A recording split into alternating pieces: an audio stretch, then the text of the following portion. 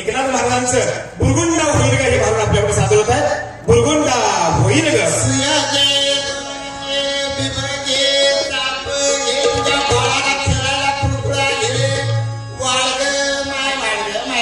सकाळी कसं चिप पडलंय बघ माझं वाडग मायला बुरगुंडा होईल असला बुरगुंडा होईल काळा मुक्त बुरगुंडा दिवसा काहीतरी घेऊन तोड बघायला वाडग माय काळी पुस्तके मारायला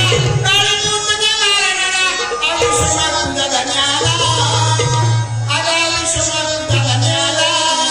किती जमातो पण धन्याला तसं पावला पुऱ्या धन्याला वाडग माय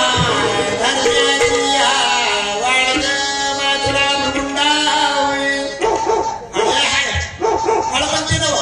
सगळी कुत्री काय हिंदत आली वाडग अरे भैया तुला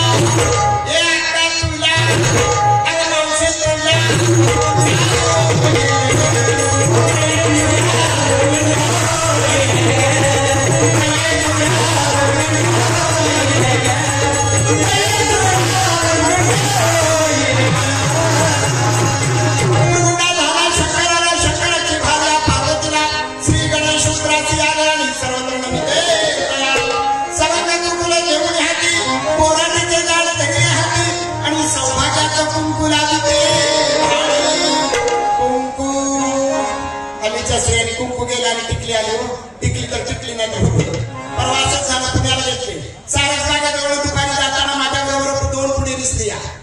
साडी त्याच कलरची ब्लाऊज त्याच कलरचा टिकली त्याच कलरची आता सांगत नाही सगळी फॅशन होती थोडं अंतर गेलं लागल्या घामाचा धारा तेव्हा त्यांची टिकली पडली कळलं नाही निघाल्या बिन बोलण्याच्या पण या कुंपाचं महत्व काय सांगावं पूर्वीच्या काळी आमची माऊली भल्या पहाटे उठायची सडा समर्पण करायची इकडे सूर्याचं दर्शन व्हायचं माऊली म्हणायची अगा सूर्यनारायणाने तने मानव वा माझ्या कपाळीचं कुंकू सांगतो एवढी ताकद या कुंकवामध्ये होती काय पाहिजे मस्त मी आधी मागतोय त्या आधीची काय रामदेव बाबाची सांगितली पाहिजे मग द्यायची तुला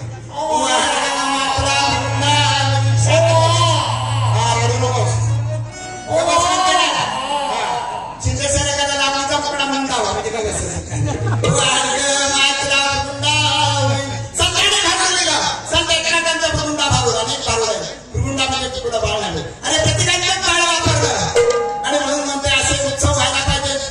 महोत्सव आणि हा लोककला महोत्सव आणि तमाशा महोत्सव त्रिवेणी संगम या उत्सवाचा आहे. अहो 12 वर्ष काय वर्षानुवर्ष